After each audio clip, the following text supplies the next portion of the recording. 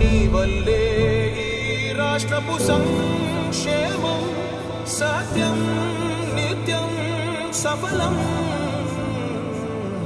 జనగణ మంగళ గాయకుడా ఘనమగు చరితల నాయకుడా పలుతరములు మము పరిపాలించర స్వామికుడా. నవయుగ మేధో సైనికుడా సమయము తెలియని సేవకుడా యువ నవ్యాంధ్రకు ప్రగతిని చూపర సాధకుడా వైతాళికుడా.